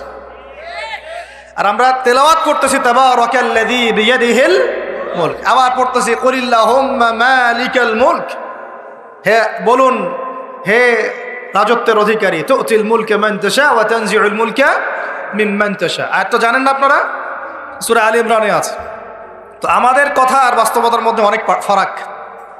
আল্লাহ পাক আমাদেরকে কোরআন গভীরভাবে অনুধাবন করার তৌফিক দান করেন। খালি তেলাওয়াত করলেই হবে না ভাই, এর অর্থটা জানতে হবে। অর্থ না জানলে পরে তেলাওয়াত করলে নেকি হবে না এটা বলি নাই, আমি বলেছি শুধু তেলাওয়াত করলেই পুরো হক আদায় হয় না, শুধু তেলাওয়াত করলেই পুরো হক আদায় হয় না, হয় না, হয় না, 100 বার হয় না। আবার বলতেছি শোনেন ভালো করে, তেলাওয়াত করলে প্রত্যেক হরফে 10 নেকি হয়, কিন্তু শুধু তেলাওয়াত করলেই কোরআনের সম্পূর্ণ হক আদায় কোশ্চিনকালেও হয় না। এই যে অর্থগুলো না জানলে আপনি কিভাবে বাস্তবায়ন করবেন, বুঝবেন কিভাবে, কি বলেছেন আল্লাহ পাক কোরআনে? এই যে একটা আয়াত নিয়ে এতগুলো কথা বললাম, আপনারা এখন চোখ খুললো যে সারা বিশ্বে আল্লাহর সার্বভৌমত্ব সভরেন্টি নাই। এখন আমরা মানুষেরটা প্রতিষ্ঠা করেছি কিছু কিছু জায়গায়, ইল্লা মাশাআল্লাহ, কিছু কিছু জায়গায় আমরা মেনে নিয়েছি যে আল্লাহ পাকের সার্বভৌমত্ব ক্ষমতার অধিকারী। এখন তো এটা মানুষের হাতে উঠাই দিয়েছেন। আল্লাহ পাক আমাদেরকে পাঠাইছেন দুনিয়াতে তার খলিফা হিসেবে। কি হিসেবে? তো আল্লাহর খলিফার কাজ কি? শয়তানের দাসত্ব করবে না আল্লাহর? বলেন, আল্লাহর খলিফার বৈশিষ্ট্য কি, ফাংশন কি? সে কি শয়তানের দাসত্ব করবে না আল্লাহর? সে কি আল্লাহর বিধান মানবে না শয়তানের? সে কি আল্লাহর সার্বভৌমত্ব মানবে না শয়তানের? তাহলে আমরা আল্লাহ পাকের কয়টা বিধান বাস্তবায়ন করতে পারছি? একজন আমাকে খুব কড়া ভাষায় বলছিলেন একদিন যে আপনি প্রথম ব্যক্তি মনে হয় বলেছেন ঢাকা হচ্ছে দ্য সিটি অফ আখিরুজ্জামান। আপনি চোখে দেখেন না ঢাকা শহরে এত এত মসজিদ আছে? বললাম যে এইটা আপনার চেয়ে আগে আমি দেখছি ঢাকা শহরে এতগুলো মসজিদ আছে, আমার কাছে হিসেব করা আছে কয়টা মসজিদ ঢাকায় আছে। তাহলে আপনি বললেন যে এটা সিটি অফ আখিরুজ্জামান। বললাম ঢাকা শহরে এতগুলো যে মসজিদ আছে কত বছর থেকে আছে? বলছে 50, 60, 70 বছর থেকে। তো বলো 70 বছরে কোরআনের আপনি একটা বিধান বাস্তবায়ন করতে পারছেন ঢাকায়? বলেন, পারছেন? ঢাকা শহরে কি চোরের হাত কাটা হয়? ঢাকা শহরে কি ওই যে জেনার শাস্তি দেওয়া হয়? মদ পান করলে 40 লাঠি দেওয়া হয়? ব্যভিচার করলে রজম দেয়া হয়? সমকামিতা করলে রজম দেয়া হয়? ধর্ষণ করলে প্রকাশ্যে মৃত্যুদণ্ড দেয়া হয়? মসজিদ দিয়ে কি করবেন আপনি? বলেন, এতগুলো মসজিদে কি করবেন? মসজিদে আমরা নামাজ পড়ি, ব্যক্তিগত ইবাদত। আর মানুষের বাঙালিকে কারা জানি বুঝাইছে সারা জীবন যত ইচ্ছা পাপ কর, শেষ জীবন একটা মসজিদ বানায় যাইস বা মসজিদের সভাপতি হয়ে থাকিস, ঠিক আছে? যত ইচ্ছা কর, যা ইচ্ছা কর, সুদ খা, ঘুষ খা, সব কর, শেষে একটা মসজিদ বানাই দিস। কারণ হাদিসটা হচ্ছে মান বানা লিল্লাহি মাসাজিদান বানাল্লাহু বাইতান ফিল জান্নাহ। কেউ যদি আল্লাহর জন্য একটা মসজিদ বানায়, আল্লাহ পাক তার জন্য জান্নাতে একটা ঘর বানাবে। ব্যাস, এই হাদিসের উপর আমল কইরা কবরে যাবে। আর সারা জীবন যে আমি মাশাআল্লাহ নাউজুবিল্লাহ আল্লাহর কোনো বিধানই মানলাম না, না নামাজ, না যাকাত, না সাদাকা, না এই যে কোরআন এর হক আদায় করা, না আমর বিল মারুফ, না নাহি আনিল মুনকার, না ইকামাতুদ দ্বীন, ইত্যাদি ইত্যাদি। অনেক অনেক গভীর ভাই, আলোচনাও গভীর, পরিবেশও অনেক গভীর, অন্ধকারও অনেক গভীর। এই অন্ধকার থেকে বের হইতে হইলে ভাই রমাজান আমাদের সামনে একটা মৌসুম, এটা আল্লাহ পাক সুযোগ দেন। আপনারা তো দেখেন সন্ধ্যাবেলায় পাখিরা কোথায় ফিরে যায়? বাসায় ফিরে যায় না? এই সারা বছর সারা জীবন আমরা অনেক দূরে চলে গেছি আল্লাহ থেকে, রমাজান আসছে এখন আবার বাসায় ফিরে আসে। রমাজান কেন আসে? যাতে এই বিচ্ছিন্ন উম্মাহ এক জায়গায় হয়, পাপী মুসলিমরা আল্লাহর দিকে ফিরে আসে। সারা বছর যারা এইদিক ওদিক চলে গেছেন রমাজানে আসেন, ঘরে ফিরে আসেন। আল্লাহ পাক তৌফিক দান করে না। অনেক ভিতরে ঢুকে গেছি ভাই। প্রথম কথা বলছিলাম লাআল্লাকুম তাত্তাকুনের হক আদায় করতে হবে, রাজি আছি তো ইনশাআল্লাহ? 2 নাম্বার এই যে বলছিলাম কুতিবা আলাইকুম নিয়ে কথা। কুতিবা আলাইকুম শুধু সিয়াম না, কুতিবা আলাইকুম কিসাসও আছে এখানে। কোন কিতাব এখানে আছে না? নাকি বাড়ায় বললাম? আর এই কোরআন তো ভাই সবারই বাসায় আছে, কেন মানতে চান না? এত কেন ভনিতা কোরআনের সাথে? আর বাঁচবই বা কতদিন আমরা? সর্বোচ্চ 100 বছর। ভাই সবাইকেই তো একা একা আল্লাহর সামনে দাঁড়াইতে হবে, তাহলে এত ভনিতা কিসের? এত নেফাকি কেন? এত অস্বীকৃতি কেন? ইসলাম নিয়ে এত অ্যালার্জি কেন? আল্লাহ রসুল এবং ইসলামের নাম শুনলে গা জ্বলে কেন? কোরআন সুন্নাহর বিধানের কথা শুনলে কেন মনে হয় যে বাঁকা চোখে তাকান কেন? না জানি আবার কি বলতেছে, কোন জঙ্গি আসলো, কোন সন্ত্রাসী আসলো, এগুলো কি শুরু করছেন? এটা কোরআনের কথা, হাদিসের কথা, আল্লাহর কথা, রসুলের কথা। এখানে এইসব শব্দ প্রয়োগ করেন কেন? কবরে কি আমরা যাব, আপনারা যাবেন না? আপনাদেরকে হিসাব দেওয়া লাগবে না? কি মনে করতেছেন আপনারা? আর এই উম্মার বিজয়ের জন্য কি শুধু আমাদের একার দায়িত্ব না, সবার দায়িত্ব আছে? সবাই মিলে তো শক্ত হাতে একটা হাতল ধরলে না ইসলাম বিজয় হবে। তো আল্লাহ পাক যে ক্ষমতা যাদেরকে দিয়েছেন, কেন আপনারা বুঝতে চেষ্টা করেন না যে আল্লাহ রব্বুল আলামিনের কাছেই সর্বভৌম ক্ষমতা, তার বিধান বাস্তবায়ন করেন, আল্লাহ পাক আপনাদেরকে আরও শক্তিশালী করবেন ইনশাআল্লাহ। যদি না করেন তাহলে শোনেন, একটা সময় পর্যন্ত আল্লাহ পাক ছাড় দেন। এটা ইতিহাস। নমরুদ একটা লম্বা সময় ছাড় পাইছে, ফিরআউন আরো লম্বা একটা সময় ছাড় পাইছে, আদ জাতি, সামুদ, আসহাবুল আইকা, মাদিয়ান, লুত, কত যে কম চলে গেছে হিসাব নাই। ইতিহাসটা খালি পড়বেন কোরআনের, কত যে কম পৃথিবী থেকে চলে গেছে এরই হিসাব নাই। আল্লাহ পাক জানাইছেন অল্প কিছু, বাকি কিছু জানানো নাই আল্লাহ পাক আমাদেরকে। আল্লাহ পাক জানানি নাই অনেক কিছু আমাদেরকে, যেগুলো আমাদের দরকার সেগুলো জানাইছেন কিছু কিছু। কেউ কি টিকতে পারছিল? কেউ কি আল্লাহর বিধানের বাইরে গিয়ে চলতে পারছে? দুনিয়া টিকতে পারছে? কেউ কি চিরস্থায়ী ছিল? কোন নবীও তো চিরস্থায়ী ছিল না। তাহলে কিসের পিছনে ছুটতেছেন? আল্লাহ পাক আমাদের সবাইকে কথাগুলো বোঝার তৌফিক দান করেন। ব্যক্তি জীবন থেকে শুরু করে এক সর্বোচ্চ লেভেল পর্যন্ত কোরআন, হাদিস, ইসলামকে বাস্তবায়ন করার তৌফিক দান করেন। আল্লাহ পাক যাদের মধ্যে সততা আছে, এই মানুষগুলোকে আল্লাহ পাক আমাদের ঊর্ধ্বতন কর্তৃপক্ষ বানায় দেন, আমিন। বা যারা আছেন তাদেরকে আল্লাহ পাক হেদায়েত দান করেন। রমাজানের এই শিক্ষাটার সামনেও এরকম 2-1টা শব্দ আছে, কুতিবা আলাইকুমুল কিসাস। আর একটা তো বললে তো মাথাই খারাপ হয়ে যাবে, বলবো? ওই যেখানে দেখছেন কুতিবা আলাইকুমুস সিয়াম, কুতিবা আলাইকুমুল কিসাস, এই ডানে বামেই খুঁজবেন, 3টা পৃষ্ঠার মধ্যেই পাবেন। লেখা আছে কুতিবা আলাইকুমুল কিতাল, কুতিবা আলাইকুমুল, এটা আবার কি? কুতিবা আলাইকুমুল কিতাল, তোমাদের উপর যুদ্ধকে ফরজ করা হয়েছে। কি ফরজ করা হয়েছে? একা একা আপনি করবেন না, একা একা করবেন না। ইসলামিক রাষ্ট্র করবে, ইসলামের রাষ্ট্রের আমির করবে, তার নেতৃত্বে জনগণ করে, একা একা বিচ্ছিন্নভাবে করে না। কুতিবা আলাইকুমুল কিতাল, এইটা যখন মুসলমানরা ছেড়ে দিয়েছে, ওই সময় থেকে এই মাইর খাওয়ার যুগ শুরু হয়েছে। অটোম্যান এম্পায়ারটা সর্বশেষ ওই ফাইট করছিল ওই পশ্চিমাদের সাথে, পরাজিত হয়ে যায় তারা প্রথম বিশ্বযুদ্ধে 1914 থেকে 17-18-র মধ্যে। এরপরে ওই যে ব্রিটেন দখল করে জেরুজালেম, বেলফোর্ট ডিক্লারেশন হয়, তারপরে ইহুদিদেরকে ওই জায়গাটা ছেড়ে দেয়। এরপর থেকে যে 100 বছর হলো, আমাদের খিলাফা পতনের 100 বছর হয়ে গেছে। কত বছর? এটা একটা আশারও কথা। আশার কথা কেন? প্রত্যেক 100 বছর পর পর আল্লাহ পাক পরিবর্তন নিয়ে আসেন, এটা ইতিহাস ঘাটলে পাবেন। 100 বছর পর পর আল্লাহ রাব্বুল আলামিন বড় বড় পরিবর্তন পৃথিবীতে নিয়ে আসেন। তো যেহেতু খিলাফা পতনের 100 বছর হয়ে গেছে, আশা করা যায় সামনে কিছু ভালো কিছুই হবে ইনশাআল্লাহ। ওই অটোম্যানদেরকে 1917 সালে 14 থেকে 17-র মধ্যে পরাজিত করে বাইতুল মুকাদ্দাস, যেখানে দেখতেছেন অক্টোবর থেকে এই পর্যন্ত মনে হয় 40,000 ছাড়াই গেছে, প্রাণহানি ছাড়া যায় নাই। বেশিরভাগই নারী আর শিশু, বেশিরভাগই কি? নবী সাল্লাল্লাহু আলাইহি ওয়াসাল্লাম তার জীবদ্দশায় মনে হয় 97টা থেকে 98টা যুদ্ধ করেছে। কয়টা? এটা তো জানেন না। আমরা শুধু জানি নবী সাল্লাল্লাহু আলাইহি ওয়াসাল্লাম মিষ্টি পছন্দ করতেন, মিসওয়াক করতেন, তারপরে ডান কাঁধে শুইতেন, হ্যাঁ, সাদা জামা পছন্দ করতেন, দাড়ি রাখতেন, এইগুলো আমরা জানি। মাসা ওনার সিরাত পড়েন, ওনার জীবনীটা পড়ে দেখেন। 97 থেকে 98টাতে তিনি নিজে লিড দিয়েছেন, তিনি হয় লিড দিয়েছেন, না হলে অন্য কোনো সাহাবীকে পাঠিয়েছেন, মানে গাজওয়া অথবা সারিয়া।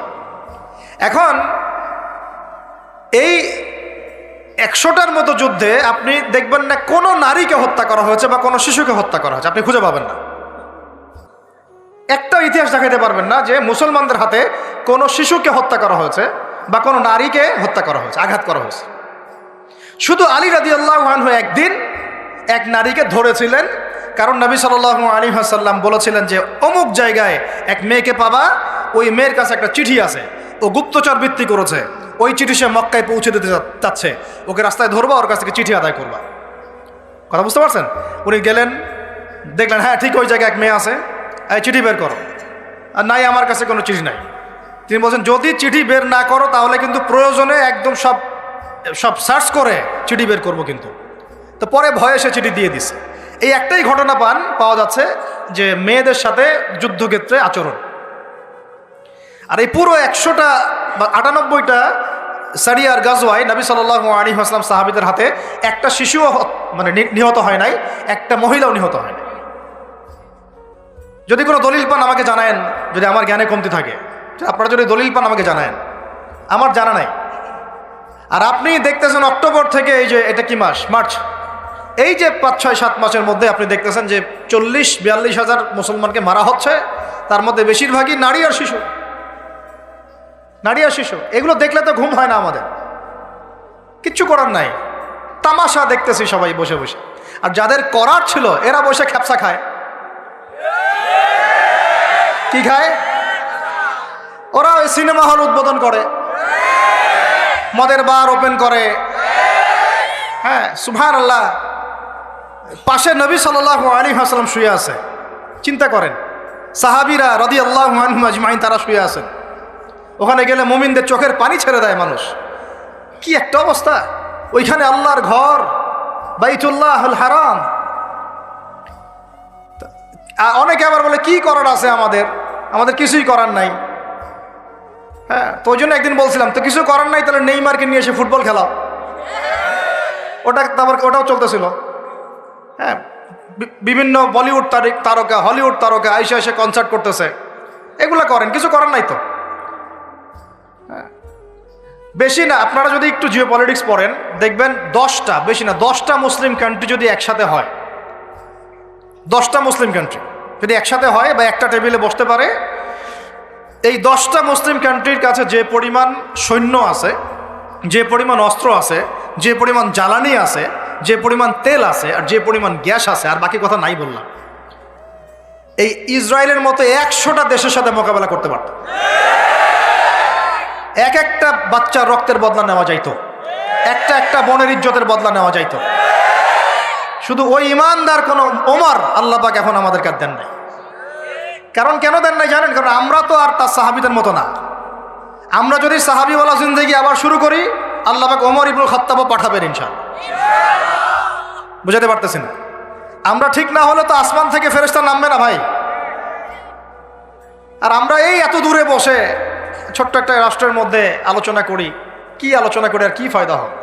কিন্তু আলোচনাগুলো করতেছি আল্লাহর কাছে দায়মুক্ত হওয়ার জন্য, যাতে আপনারা সত্যটা জানেন এবং হকটা বুঝতে চেষ্টা করেন, আপনার পরবর্তী প্রজন্মকে এটা জানান। আল্লাহ চাইতো আমরা না পারলে কি হয়েছে, দেখা যাবে 100 বছর পরে হইলেও আমাদের পরবর্তী প্রজন্মটা ইনশাল্লাহ বাইতুল মুকাদ্দাস উদ্ধার করবে ইনশাল্লাহ। কারণ লিখা তো হয়ে গেছে এটা, যে ওইটা আমাদের হাতে আসতেছে ইনশাল্লাহ। এবং ওইখানে 40 বছর ইসলামী খেলাফত বাস্তবায়ন না হওয়া পর্যন্ত এই বিশ্বে কিয়ামত হবে না ইনশাল্লাহ। কত বছর? কে করবে? ঈসা আলাইহিস সালাম। কে করবেন? ঈসা আলাইহিস সালাম। তার সাথে সঙ্গ দিবেন ইমামুল মাহদি। এটা হবে সামনে। এখন ওইটা যখন হবে, ওই 40 বছর ইসলামী খেলাফত, তখন তাবারাকাল্লাযী বিয়াদিহিল মুলক, ওই আল্লাহ পাকের যে মুলক, আল্লাহ পাকের সার্বভৌমত্ব, আল্লাহ পাকের সলভেন্টি, আল্লাহ পাকের রাজত্ব, ওইটা সারা বিশ্বে প্রতিষ্ঠা হবে ইনশাআল্লাহ। এখন ওইটা নাই। এখন কি আছে? এখন মুলক হচ্ছে জাতিসংঘের, সব কিছু ওদের হাতে। আর এগুলো গঠনই করা হয়েছিল মুসলমানদের স্বার্থ দমন করে পশ্চিমাদের স্বার্থ উন্নয়নের জন্য। একেবারে খোলামেলা কথা বলে, এখন পর্যন্ত ওদের ভিশন এবং এজেন্ডা এইটাই। পৃথিবীর কোনো জায়গায় মুসলমানের স্বার্থ তারা সর্বোচ্চ অগ্রাধিকার দিবে না, বরং আমাদেরকে দাস বানানোর জন্য এটা তৈরি করছে। আর আমরা এখন সেই দাসত্বের মধ্যে চলে আসছি। কেউ কিছু বলেও না, কেউ কিছু করে, সবাই মেনে নিয়েছি। আর কেন আলোচনা করে লাভ নাই। আপনারা প্রত্যেকটা ঘরে ঘরে একটা করে আইয়ুবের জন্ম দেন, আলোচনা করে লাভ নাই। এত প্রত্যেকটা মা বোনকে বলবো একটা করে বাচ্চা দেন আমাদেরকে আইয়ুবের মতো, একটা করে বাচ্চা দেন তারেক বিন জিয়াদের মতো, একটা করে বাচ্চা দেন আমাদেরকে বিন কাসিমের মতো। ইনশাল্লাহ আজ না হোক 100 বছর পরে হলেও ইনশাল্লাহ বিশ্বের শাসন ক্ষমতা আমাদের হাতে আসবে ইনশাল্লাহ। তার আগ পর্যন্ত আমরা কেউ স্বাধীন না। তো এখানে কুতিবা আলাইকুমুস সিয়ামও আছে, কুতিবা আলাইকুমুল কিসাসও আছে, কুতিবা আলাইকুমুল কিতালও আছে। ওইটা ছাড়ার পর থেকে আজকে আমাদের এই অবস্থা হয়েছে। এখন ওইদিকে তো আমরা যাইতে পারবো না, এখন আমাদের শক্তি নাই। অতএব ওই আলোচনা আমি ফুল স্টপ রাখলাম। এখন এই মাসে আমরা কি আল্লাহর দিকে ফিরে আসতে পারি কি না? অন্তত যারা নামাজ আমরা কাজা করছি বা অলসতা দেখাচ্ছি, রমজান মাসে 5 ওয়াক্ত পাক্কা নামাজি হইতে পারবো তো ইনশাআল্লাহ? না, ফরজ নামাজের সাথে সাথে সুন্নত আর নফলগুলোর পাবন্দ হইতে পারবো তো ইনশাআল্লাহ? রমজান মাসে দাড়িটা ছাড়তে পারবো তো ইনশাআল্লাহ? পোশাক চেঞ্জ করতে পারবো তো ইনশাআল্লাহ? সুদ ছাড়তে পারবো তো ইনশাআল্লাহ? সমস্ত জেনা ছাড়তে পারবো তো ইনশাআল্লাহ? সমকামিতার এগুলো ধার কাছেও তো যাবো না ইনশাআল্লাহ? মাপে কম দেওয়া ছাড়তে পারবো তো ইনশাআল্লাহ? যত রকম দুর্নীতি সুদ ঘুষ ছাড়তে পারবো তো ইনশাআল্লাহ? রমজান মাসে আমরা আবার ওই পাখিদের মতো, পাখিরা যেমন ঘরে ফিরে, আমরা আল্লাহর কাছে ফিরবো তো ইনশাআল্লাহ? কয়েকটা কাজ খালি বলে শেষ করে দিচ্ছি। এর পরের আয়াতে আপনি পাবেন, জাস্ট এর পরের আয়াতেই, মানে এগুলো সিকোয়েন্স ওয়াইজ সাজানো হয়েছে। একটু গবেষণা করলে দেখবেন এগুলো আল্লাহ পাক সাজিয়ে দিয়েছেন সুবহানাল্লাহ। মানে একটার সাথে একটা। আমি তুলনাটা এভাবে দেই, আপনারা কি অ্যাস্ট্রোনমি নিয়ে কেউ পড়াশোনা করেছেন? হাত উঠান দেখি কেউ। অ্যাস্ট্রোনমি বোঝেন? জ্যোতির্বিদ্যা কেউ পড়েছেন কখনো? একজনও নাই? আচ্ছা ঠিক আছে, অ্যাস্ট্রোনমির দরকার নাই। ফিজিক্স নিয়ে পড়েছেন কারা কারা? ফিজিক্স, আপনি ফিজিক্স বুঝেন না? পদার্থবিদ্যা কারা কারা পড়েছেন? এই তো মাশাআল্লাহ। আপনারা যদি আকাশের দিকে তাকান, আকাশের মধ্যে তারাদের মধ্যে একটা জ্যামিতিক মিল আছে না? আছে না? ওটা ফিজিক্স যারা পড়েছে তারা বুঝবে, সবাই বুঝবে না। কিন্তু আপনি আপনার মানে কি বলবো, আপনার মাথাই খারাপ হয়ে যাবে যে আসমানে আল্লাহ রাব্বুল আলামিন এত সূক্ষ্মভাবে একটা গাণিতিক ক্যালকুলেশন কিভাবে করেছেন।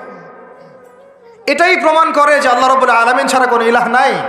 আল্লাহ পাক সূরা মুলকের মধ্যে এটা বলেছেন যে তোমরা আসমানের দিকে তাকাও। এটা আপনারা পড়েন নাই সূরা মুলক?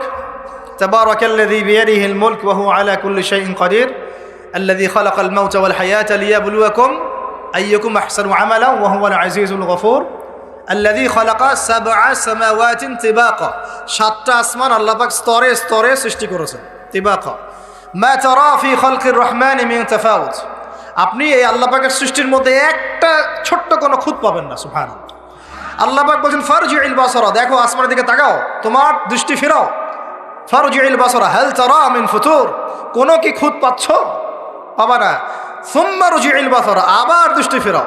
ইয়ানকালিব ইলাইকাল বাসরু খাসিআ ওয়া হুয়া হাসির, তোমার দৃষ্টি নতজানু হয়ে ক্লান্ত পরিশ্রান্ত হয়ে বারবার ফিরে আসবে। তুমি আল্লাহর এই সৃষ্টির মধ্যে কোনো খুঁত পাবা না। আল্লাহু আকবার। যারা আপনারা এই আকাশের তারার জ্যামিতিটা বোঝেন, ফিজিক্স যারা পড়েছেন বা অ্যাস্ট্রোনমি নিয়ে যারা ঘাটাঘাটি করেন, তাদেরকে বোঝাচ্ছি।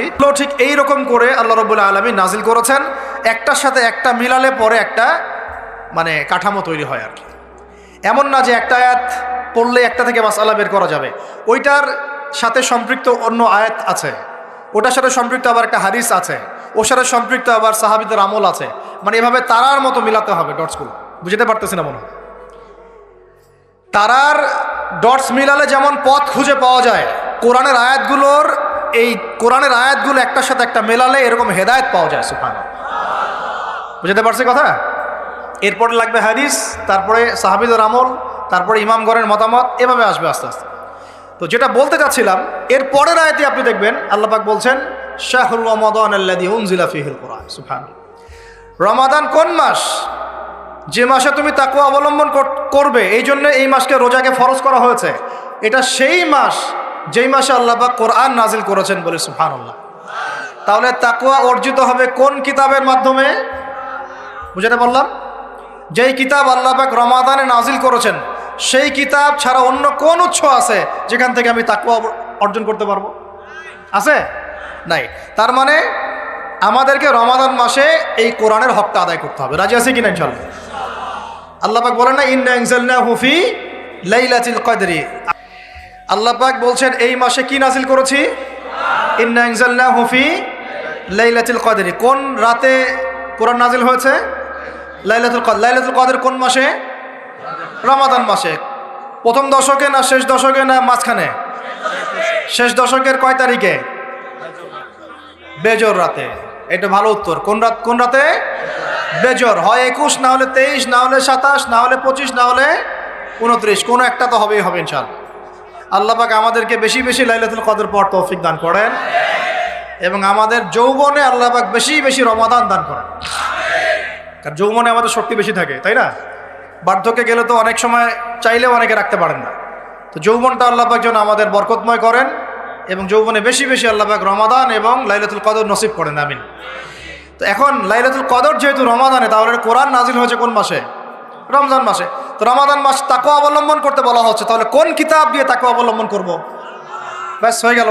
এখন রমাদান মাসে কোরআনের 6টা হক আদায় করলে তাকওয়া অর্জন হবে। কয়টা হক? মুখস্থ করেন আমার সাথে। 1 নাম্বার, 100% মুসলমানকে কোরআন তেলাওয়াত করতে হবে। রাজি আছেন কি না? তেলাওয়াত না পারলে শিখতে হবে। তেলাওয়াত না পারলে এটা নিজের উপর ফরজ মনে করে শিখতে হবে। নফল মনে করে শিখবেন না, ফরজ মনে করে শিখবেন। 2 নাম্বার, কোরআনের অর্থ জানতে হবে। কি করতে হবে? 3 নাম্বার, কোরআনের সমস্ত আদেশ মানতে হবে। কি করতে হবে? 4 নাম্বার, এর সমস্ত নিষেধ ছাড়তে হবে। কি করতে হবে? 5 নাম্বার, এর দাওয়াত মানুষের ঘরে ঘরে পৌঁছাতে হবে। ঠিক আছে? আর 6 নাম্বার, এই কিতাবের যে বিধানগুলা সেগুলো আমরা পর্যায়ক্রমে ব্যক্তি, পরিবার, সমাজ, রাষ্ট্র, বিশ্বে বাস্তবায়ন করবো ইনশাআল্লাহ। 6টা হক কি কি বলেন আমার সাথে? আবার বলেন। 1 নাম্বার, বিশুদ্ধ তিলাওয়াত। 2 নাম্বার, অর্থ অনুধাবন। 3 নাম্বার, বলেন আদেশ। আদেশ আছে না কোরআনে? অনেক আদেশ মানা। 4 নাম্বার, নিষেধ ছাড়া। 5 নাম্বার, এর দাওয়াত মানুষের কাছে। এ দায়িত্ব কি আমার একার না আপনার একার না সবার? আর 6 নাম্বার হচ্ছে এর বিধানগুলা পর্যায়ক্রমে বাস্তবায়ন করা। এই 6টা হক আদায় করার সর্বোত্তম মাস কোনটা? তাহলে কি অর্জন করতে পারবো? তাকওয়া ইনশাআল্লাহ। আল্লাহ পাক আমাদেরকে তৌফিক দান করেন। এটা হলো 2 নাম্বার কাজ। 3 নাম্বার, আবার পরের আয়াতে দেখবেন, দেখেন কিভাবে আল্লাহ পাক মিলিয়ে দিয়েছেন। পরের আয়াতে কি আপনি দেখবেন আল্লাহ পাক বলছেন, কে না একটা শাহরু রমাদান আল্লাযী উনজিলা ফীহিল কুরআন হুদাল লিন-নাসি ওয়া বায়িনাতিন মিনাল হুদা ওয়াল ফুরকান। এরপরে হ্যাঁ, ওয়া ইযা সাআলাকা ইবাদি আন্নী ফাইন্নী করিব। সুবহানাল্লাহ, সুবহানাল্লাহ। আল্লাহ পাক বলেন ফাইদা না ওয়া ইযা সাআলাকা ইবাদি আন্নী ফাইন্নী করিব। আমার বান্দারা হে নবী যদি তোমাকে জিজ্ঞাসা করে আমার সম্পর্কে, তাদেরকে জানিয়ে দিও যে আমি কাছে আছি। সুবহানাল্লাহ। কোথায় আছি? খুবই কাছে। উজিবু দাওয়াতাদ দাঈ ইযা দাআন। যখন দোয়াকারী দোয়া করে আমি তার দোয়া শুনি। কে শোনে? আল্লাহ। কবরে শয়িত মানুষ শুনে? হ্যাঁ, ওই মাজারে গিয়ে শুনে? অমুক বাবা তমুক বাবা শুনে? কে শুনে? ইন্নী করিব উজিবু দাওয়াতাদ দাঈ ইযা দাআন ফালইস্তাজিবু লি ওয়াল ইউমিনু বি লাআল্লাহুম ইয়ারশুদুন। ঠিক আছে না? একটা অতএব আমি যেহেতু বান্দার দোয়া শুনি, তারাও যেন আমার ডাকে সাড়া দেয়। আল্লাহর ডাক মানে কি? হাইয়া আলাস সালাহ, এটা আল্লাহর ডাক না? যাকাত ফরজ, যাকাত দিবে, আল্লাহ পাক আহ্বান করছেন না? রমাদান মাস এসেছে, রোজা রাখো, কার আহ্বান এগুলো? তো আমি যখন ডাকবো সেও যেন আমার ডাকে সাড়া দেয়। আর ওয়াল ইউমিনু বি, এবং আমার প্রতি ঈমান রাখে, এতে করে তারা সুপথ প্রাপ্ত হবে ইনশাআল্লাহ। তাহলে রোজা রেখে আমরা কি করব? আমরা বেশি বেশি আল্লাহর কাছে দোয়া করবো ইনশাআল্লাহ। 3টা কাজ তো পেয়ে গেলাম। 1 হচ্ছে তাকওয়া অবলম্বন করব, মানে রোজা রাখার মতো রাখবো। 2 নাম্বার, কোরআনের হক আদায় করব। 3 নাম্বার, বেশি বেশি দোয়া করব। রোজা রাখা অবস্থায় বেশি বেশি দোয়া করব। 3 শ্রেণীর মানুষের দোয়া ফেরত দেওয়া হয় না, জানেন তো হাদিসটা? 1 শ্রেণী হচ্ছে রোজাদার, আরেক শ্রেণী হচ্ছে মুসাফির, আরেক শ্রেণী ওই যে মাজলুমের দোয়া, এটা বিফলে যায় না। আরও 1 শ্রেণী আছেন অন্য হাদিসে, পিতা মাতার দোয়া সন্তানদের জন্য, এটা আল্লাহ পাক ফেরত দেন। আমরা যারা পিতা মাতা হয়েছি, সন্তানদের জন্য বেশি বেশি দোয়া করবেন, আল্লাহ পাক তৌফিক দান করবেন। তো এই 3টা কাজের বাইরে আমি আরও 7টা কাজ বলে দিচ্ছি রমজান মাসে করবেন, ঠিক আছে ইনশাআল্লাহ। 4 নাম্বার, বেশি বড় করছি, খালি পয়েন্টগুলো বলছি। 4 নাম্বার হচ্ছে রমজান মাসে বেশি থেকে বেশি মানুষকে ইফতারি করানোর চেষ্টা করুন। এই যে যুব সমাজ যারা আছেন, ইফতারের প্রজেক্ট রেডি করবেন। প্রত্যেকটা দুস্থ, অসহায়, এতিম, মিসকিন, বিধবা এই পরিবারগুলোতে 1 মাসের বাজার করে দিবেন। পারা যাবে ইনশাআল্লাহ। যত কালো টাকা উঠাইছে সব ওগুলো টেনে টেনে বের করবেন সব, বুঝছেন? বাংলাদেশে এমন বহু মানুষ পড়ে আছে যাদের একজনের জাকাতের টাকা দিয়ে একটা গ্রামের মানুষকে খাওয়ানো যায়। ওগুলো উসুল করবেন চাপ দিয়ে দিয়ে। কটা বললাম? 4টা। বেশি বেশি মানুষকে ইফতার করানো। 5 নাম্বারটা আমার খুবই পছন্দের একটা আমল, এবং সবার সামর্থ্য হয়তো হবে না, তবে আমরা নিয়াত করি, আল্লাহ পাক নিয়াতেই বরকত দিবেন ইনশাআল্লাহ। রমজান মাসে বাইতুল্লাহ জিয়ারত, রমজান মাসে বাইতুল্লাহ জিয়ারত, যাদের সামর্থ্য আছে আল্লাহ পাক যেন তৌফিক দান করেন। আল্লাহ পাক যারা নিয়াত করেছেন তাদের কাজকে যেন আসান করেন, সফরকে নিরাপদ করেন, এবং আমাদেরকে বেশি থেকে বেশি বাইতুল্লাহ জিয়ারতের তৌফিক দান করেন। যারা নিয়াত করেছি জীবনে অন্তত একটাবার হলেও আল্লাহ পাক যেন তাদেরকে হজ করার তৌফিক দান করেন। বাইতুল্লাহ জিয়ারতে অনেক অনেক ব্যাপার আছে রমজান মাসে। ওখানে আপনার একটা পরিবেশ থাকে, একটা জান্নাতি পরিবেশ, ইবাদতের মৌসুম থাকে। হ্যাঁ, রোজা রাখা, নবী সাল্লাল্লাহু আলাইহি ওয়াসাল্লামের রওজা জিয়ারত, বাইতুল্লাহ তাওয়াফ, ঠিক আছে, ইসলামের ইতিহাসের জায়গাগুলো ঘুরে দেখা, তারাবি, মানে একটা অন্যরকম আমেজ সেখানে বিরাজ করে। আল্লাহ রাব্বুল আলামিন আমাদেরকে রমাদান মাসে বেশি থেকে বেশি বাইতুল্লাহ জিয়ারতের তৌফিক দান করে না, আমিন ইয়া রাব্বুল আলামিন। 5 নাম্বার, এটা সবার হয়তো তাকদিরে নসিব নাও হতে পারে, তবে নিয়াত করে রাখেন, আল্লাহ পাক কোনো না কোনো দিন তৌফিক দিবেন ইনশাআল্লাহ। 6 নাম্বার, রমজান মাসে আমরা আমাদের ফরজ আমলগুলো কোনো অবস্থায় ছাড়বো না ইনশাআল্লাহ। স্পেশালি আমি এখানে একটা ফরজের নাম উল্লেখ করছি, সেটা হলো জাকাত। সালাতের কথা আমি না বলে জাকাত বললাম কেন? কারণ নামাজ আপনারা সবাই পড়েন রমজান মাসে, কিন্তু জাকাত বেশিরভাগ মানুষ দেয় না। জাকাত ইসলামী অর্থনীতির মূল ভিত্তি।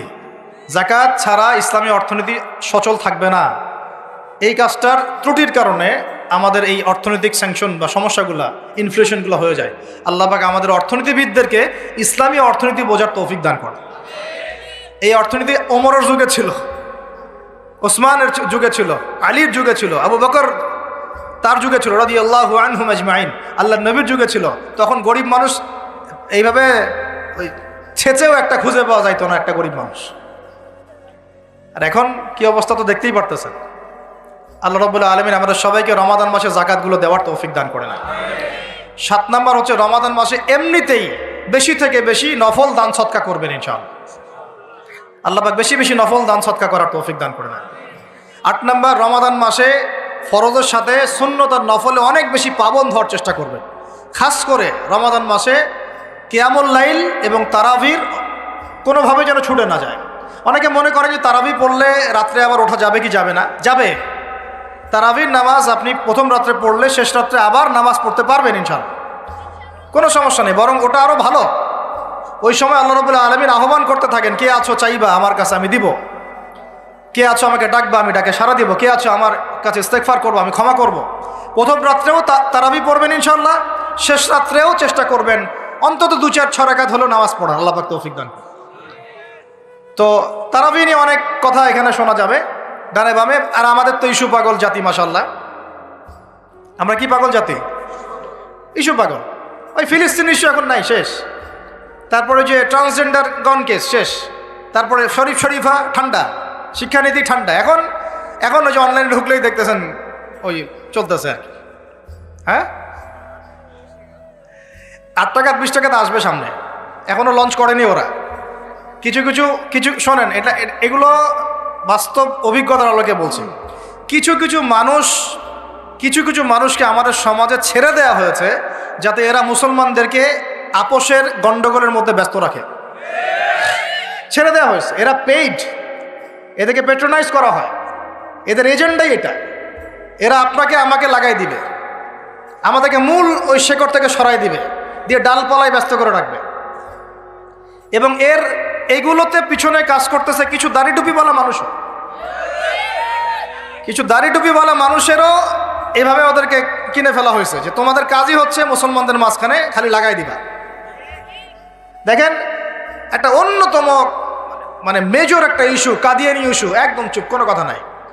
একটা মেজর একটা ইস্যু হচ্ছে ইসাই মুসলিম ইস্যু, সারা বাংলাদেশে ইসাই মুসলিম বানাচ্ছে মানুষকে, একদম চুপ, কোনো কথা নাই। একটা মেজর একটা ইস্যু ফিলিস্তিন ইস্যু, একেবারে মুখে কুলুপ, কোনো কথা নাই। একটা মেজর একটা ইস্যু ট্রান্সজেন্ডার এবং সমকামিতা, এবং এই যে একটা কি বলবো বিতর্কিত শিক্ষানীতি, একদম চুপ, কোনো কথা নাই, কোনো কথা নাই, চুপ। সুদভিত্তিক অর্থনৈতিক সিস্টেম, একদম গোড়ার একটা সমস্যা, একটা কথা নাই। পুরো ভূরাজনৈতিক প্রেক্ষাপটে মুসলমানদের আজকে মেরে কেটে কচু কাটা করে ফেলছে, একদম চুপ, কোনো কথা নাই। পরে থাকবে তোর আমিন জোরে আর আমার আসতে, তো হাত কোথায় বাদস, নিচে না উপরে, তো রফল ইদেন করস না করস না, পায়ে পা লাগাস না লাগাস না। তো ওই জন্য আমাদের একজন বরেণ্য আলেম আছেন, তরুণ ভাই আমাদের, মাশাআল্লাহ, আমরা দোয়া করি আল্লাহ পাক ভাইয়ের নেখায়াত আল্লাহ পাক বরকত দান করেন, লম্বা নেখায়াত দারাজ করেন, সুস্থ রাখেন। ও ভাই বলছে, ভাই আমি তো, এরা তো তর্ক করে আমিন জোরে জোরে বলবো না আস্তে বলবো, আমি তো বলি আমি আমিন বলিই না। দেখি আমি যদি আমিন না বলি আমার নামাজটাকে কেউ ভুল প্রমাণ করে দেখাক, দেখেন আমার নামাজ বাতিল প্রমাণ করে দেখান, আমি আমিন বলিই নাই। আপনি মারামারি করতেছেন জোরে না আসতে, এটা নিয়ে আমি বলিই নাই, আমার নামাজটাকে বাতিল প্রমাণ করে দেখান ফিখের রসুল থেকে। পারবেন? কিয়ামত পর্যন্ত পারবেন না, কিয়ামত পর্যন্ত পারবেন না, কারণ ওটা কোনো ফরজ কিছু ছিল না। নামাজ হয়ে গেছে, আমার নামাজ কি হয়েছে, হয়ে গেছে। একজন বলতেছে যে কি, হ্যাঁ চুপে না আসতে, একটা কি হাত বাঁধাবাঁধি, হ্যাঁ নাভের উপরে নিচে ইত্যাদি ইত্যাদি। তো ভাই আমি বাঁধি নাই, হাত কি করি নাই, আমার নামাজ ভুল প্রমাণ করে দেখান, বসেন নামাজটা দেখি যে হাত বাঁধি নাই, আমার নামাজ হয় নাই, প্রমাণ করে দেখান। তাহলে আপনাদেরকে বুঝাইতে চাচ্ছি যে মূল যে বড় বড় ইস্যুসগুলো আছে, আমাদের শেকড়ের সমস্যা, এইগুলো থেকে দৃষ্টিভঙ্গি সরাই দিয়ে সারাদিন এমন কিছু বিষয় নিয়ে আমাদেরকে ব্যস্ত করে রাখা হয়েছে, যার ফলে আমরা আমাদের মূল গন্তব্য থেকে সরে গেছি। আরও 100 বছর এভাবে চলতে থাকেন তাহলে নাকি ভাই, আরও 10-20 বছর এভাবেই যাক নাকি? চোখ খুলেন ভাই, চোখ খুলেন, চোখ খুলেন, কলবের চোখটা খুলেন, মূল জায়গায় আসেন। মূল জায়গা হচ্ছে আমাদের তাওহীদ, মূল জায়গা আমাদের সুন্নাহ, মূল জায়গা আমাদের নবীর দ্বীনের ইকামত, মূল জায়গা আমাদের নবীর দ্বীনের দাওয়াত এবং এটা প্রতিষ্ঠার জিহাদ। মূল জায়গা হচ্ছে অর্থনীতি সমৃদ্ধ করা, মূল জায়গা হচ্ছে সুদ থেকে আমাদেরকে বের হয়ে আসা, মূল জায়গা হচ্ছে আমাদের দুর্নীতিগুলো কমানো, মূল জায়গা আমাদের শিক্ষানীতিগুলো ঠিক করা। মূল জায়গা কোনগুলা, এগুলো কি আপনাদেরকে বুঝাইতে হবে? আল্লাহ পাক আপনাদেরকে বোঝার তৌফিক দান করেন। আমি তো এগুলো নিয়ে অনেক তর্ক হবে, আমি আমার মতো করে বলে দিচ্ছি। তারাবির নামাজ পড়বেন জামাতে, 1 নাম্বার কিসে, 2 নাম্বার পড়বেন 20 রাকাত। কয় রাকাত? কেউ যদি বলে আমি কম পড়ি, বলবেন সমস্যা নাই, পড়েন, কোনো সমস্যা নাই। কেউ যদি বলে আমি আরও বেশি পড়ছি, পড়েন, কোনো সমস্যা নাই, কোনো সমস্যা, কোনো সমস্যা নাই, পড়ুক। আপনি 20 রাকাত পড়েছেন, কিন্তু কেউ যদি বলে 20 রাকাত বেদাত, তখন সমস্যা আছে। কারণ উসমান রাদিয়াল্লাহু আনহু যদি 2 আজান দিতে পারেন, আমার দিতে কোনো আপত্তি নাই, আমার দিলে কোনো গুনাহ, আমি বেদাতি হব। যদি আমি বেদাতি হয়ে যাই, তাহলে উসমান রাদিয়াল্লাহু আনহুকেও বেদাতি বলতে হবে, নাউজুবিল্লাহ। এটাও বাংলাদেশের মানুষ বলেছে, নাউজুবিল্লাহ, আস্তাগফিরুল্লাহ। সাহাবীও বেদাত করছে, নাউজুবিল্লাহ। তো এগুলো থেকে দূরে থাকবেন, বুঝবেন, মুহাক্কিক আলেম চিন্তা হবে আপনাদেরকে। আর উমর ইবনে খাত্তাব যদি নিজে 20 রাকাত পড়ে থাকেন জামাতে, আমার পড়তে কোনো আপত্তি, ব্যাস। আপনি যদি কম পড়েন, কোনো সমস্যা নাই, পড়তে পারেন। আপনি যদি বলেন আমি আরও বেশি পড়ি, কোনো সমস্যা নাই, পড়তে পারেন। আরেকটা বিষয় করবেন, খতমে তারাবি, খতমে কোরআন পড়বেন। কি পড়বেন? কোরআনটা খতম করবেন। আল্লাহ রাব্বুল আলামিন এই 8টা কাজ করার তৌফিক দান করেন। আর 2টা বাড়াই দিব, বিরক্ত হচ্ছেন? আর 2টা বাড়াই দেব। 9 নাম্বার, এটা হচ্ছে রমাদান মাসে,